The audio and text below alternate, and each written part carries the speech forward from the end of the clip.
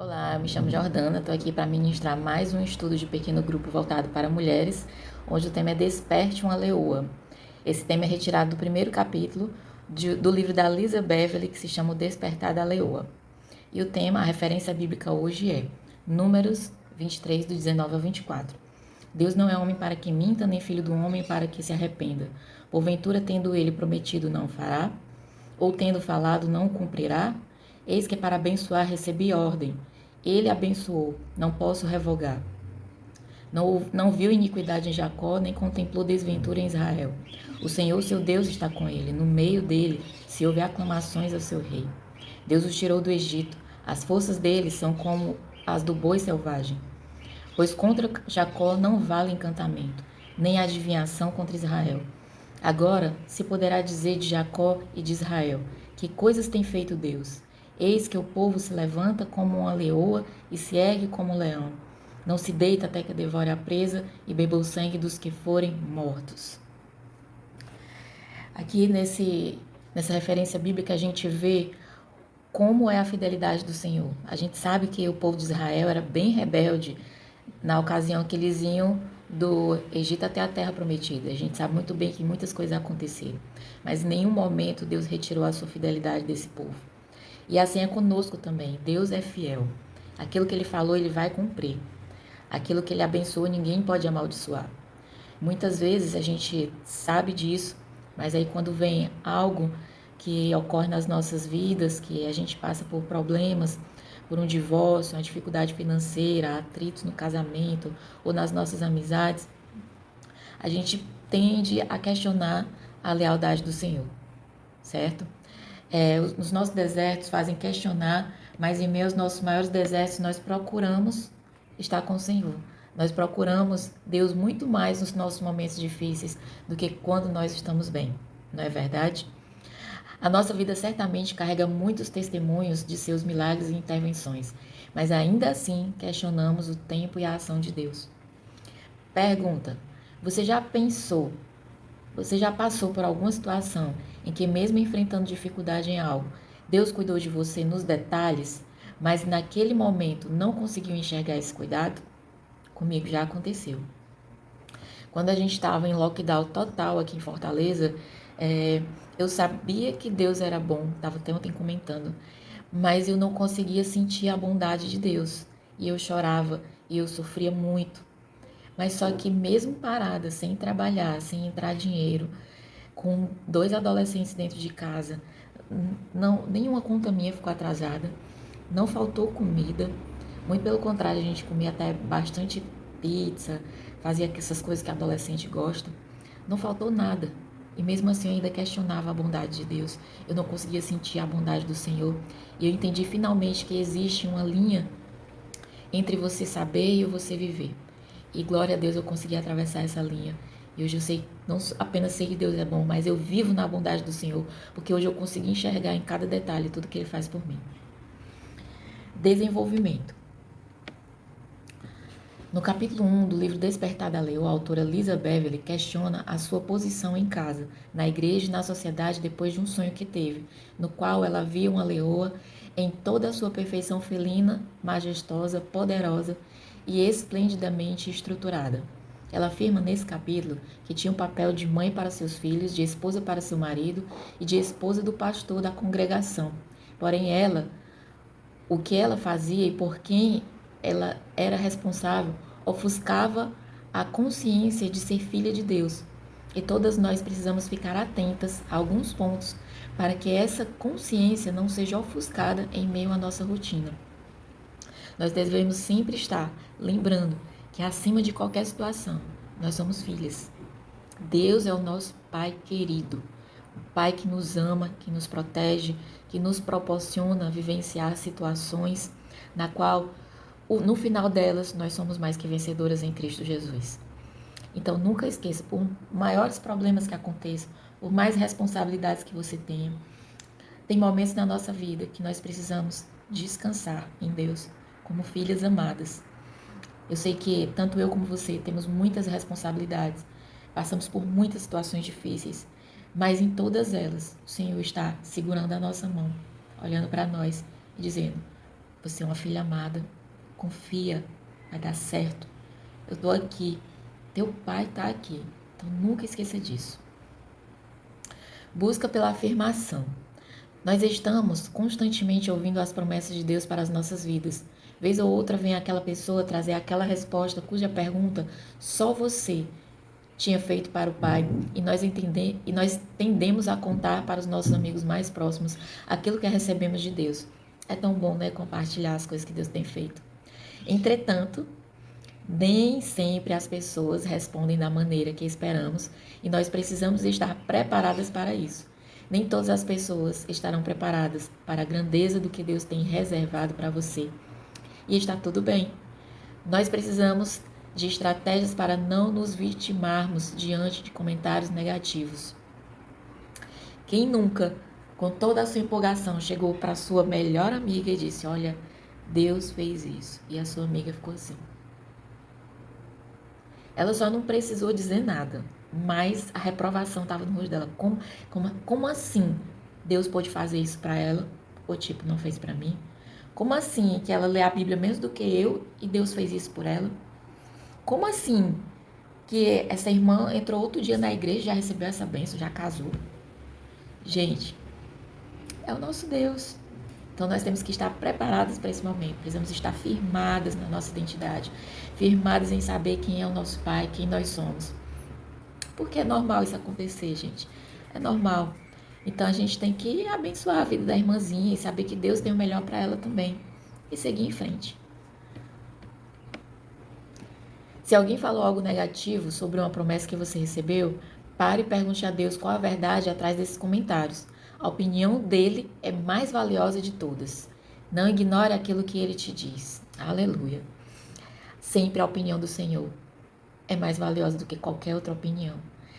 A gente tem um exemplo lá, Jesus falando que ia morrer na cruz, e o que Pedro fez?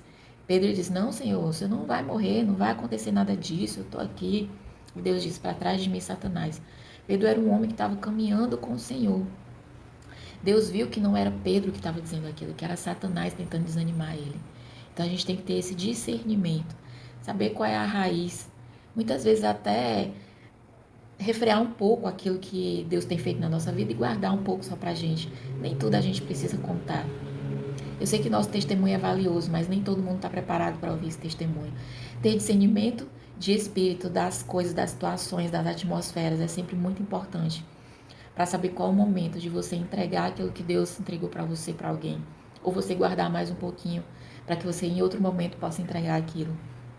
Tipo, Deus fez algo grandioso na sua vida, você passa pela mesma situação daquela sua irmã. Você quer encorajar ela, mas às vezes faz o contrário. Pode acontecer. Então, saber o momento de falar, saber como falar, tudo isso envolve discernimento. Então, eu declaro discernimento de espírito, para que você compreenda os momentos, as estações, os tempos de você entregar, de você receber, de você falar, de você calar, de você ouvir. Em nome de Jesus. Pergunta: como você reage quando recebe uma crítica? Você se vitimiza ou analisa quais mudanças são realmente necessárias em seu comportamento? A gente sabe que muitas vezes as pessoas também são boca de Deus na nossa vida. E se você traz isso e se transforma em vítima naquele momento, isso é apenas um sinal dizendo que você não se sente filha, que você ainda vive naquele regime de Egito, de escravidão, de que você não é realeza. Então a gente tem que ter cuidado com esse espírito de orfandade, ou essa mentalidade de órfão. Quando você reage como uma vítima, você está dizendo que você continua sendo órfão, só que você tem pai e você é filha. Filhos não reagem dessa forma. Filhos, eles observam aquilo que a pessoa falou e tentam refletir sobre aquilo. Se realmente é uma crítica que você tem que jogar fora, ou se é uma crítica que você tem que olhar: poxa, eu tenho que mudar nisso. Certo? Segundo ponto: chega de desculpas. Com o passar dos tempos, nós mulheres abrimos mão de muitas coisas em prol dos outros. É verdade. Nós somos vistas como aquelas que precisam abrir mão de sonhos para que a família possa prosperar, e sabemos que não é bem assim. A questão é que, às vezes, nós colocamos toda a nossa energia nos papéis que vamos assumindo ao longo da vida e nos esforçamos para sermos boas mães, boas esposas, boas profissionais, boas amigas e acabamos esquecendo o nosso papel principal, filhas de Deus, descansar às vezes no colo do papai. Às vezes nós precisamos muito disso. Precisamos saber que nada pode ofuscar a nossa consciência de filha. Precisamos ter muito cuidado com isso.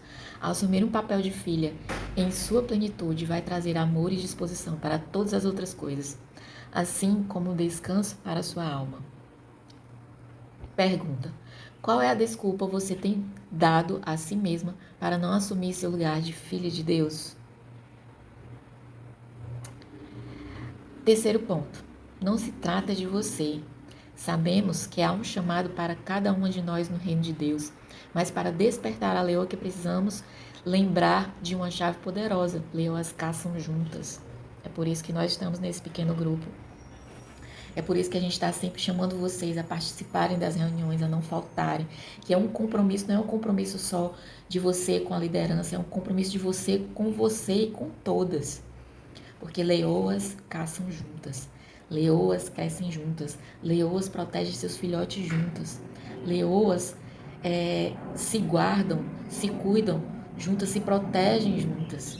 Isso é muito importante. Não se trata de você, mas de quem você está despertando para caminhar ao seu lado. Trata-se das pessoas em quem você tem se inspirado e aquelas que você tem se permitido inspirar. Então, sempre no meio do grupo, vai ter alguém que você se inspira naquela pessoa. Poxa, eu queria ter aquele amor que essa pessoa tem pelos outros. Poxa, eu queria ter a paciência que essa pessoa tem. Poxa, eu queria ter essa calmaria no meio da tempestade que essa pessoa tem. Nós nos inspiramos, então sempre nos inspiramos em algo que está em alguém. Não precisa ser tudo, mas às vezes tem uma coisa que nos inspira naquela pessoa.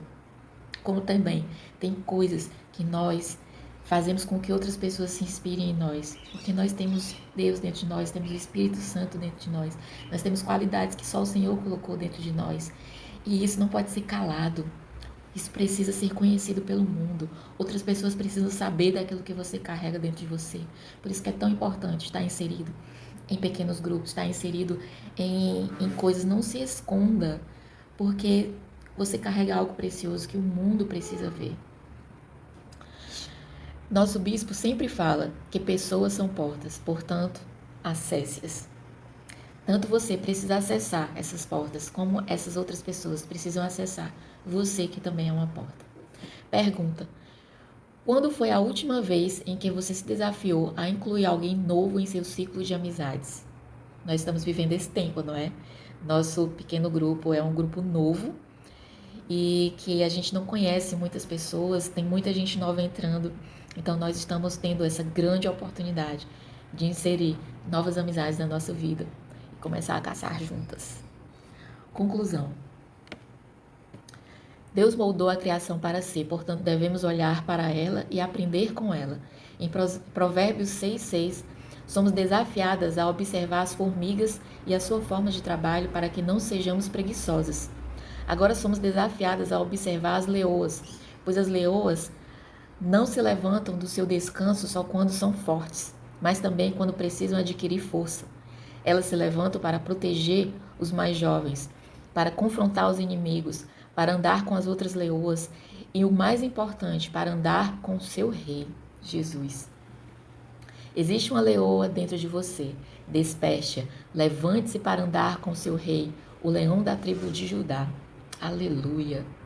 Quantas vezes nós nos levantamos querendo chorar, querendo ficar deitada. Quantas vezes nós sorrimos quando nós queremos só chorar. Já aconteceu demais comigo.